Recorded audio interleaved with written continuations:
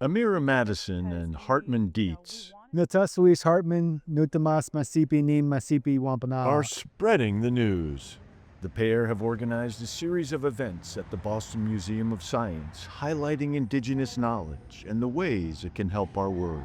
Western sciences seems constantly catching up to many things that it was very dismissive of that Native people have known and spoken about for generations. The idea that we are all connected, that this is a single living system of a world. Our world needs Indigenous knowledge. I think this is the time right now because of what we're seeing that's occurring across the globe, the climate crisis that we're in.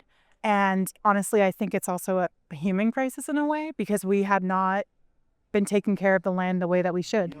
A recent presentation on cultural burning to create healthy forests included panelists Talia Landry, Wallace Cleaves, Don Gentry, and Juliet Jackson. Gentry shared success stories of traditional practices in his Oregon homelands and of an awakening in the broader community. There's a better understanding how fire's been a part of the WUFO system and an acknowledgement that we burned, our people burned, to maintain the health of the system, to protect our communities, to stimulate plants that are important, to stimulate forage for big game. There's more of a recognition of that. And the evidence from Klamath Territory is striking. The devastating 2021 bootleg fire burned some 400,000 acres, but the trees and land tended by the tribe using traditional methods survived. We're reclaiming and trying to move towards what made us healthy, and our ties to the land and use of those resources is critical for that.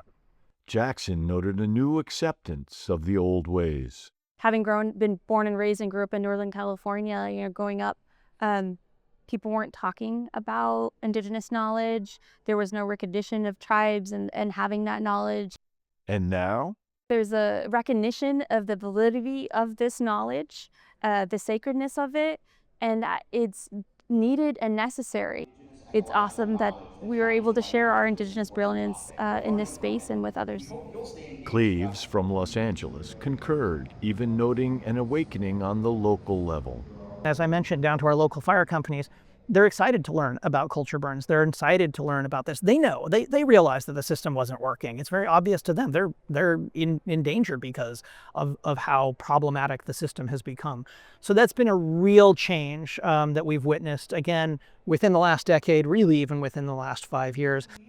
We'll let the event organizers have the last words. In the United States of America, right? We're taught that money is time. We're taught that, land is just something that you own rather than something that you care for and that you're connected to. For us as Wampanoag, we believe that we are a part of the land. We grow from the land. Our creation stories talk about us being created from the land, our beautiful clay cliffs in Aquina.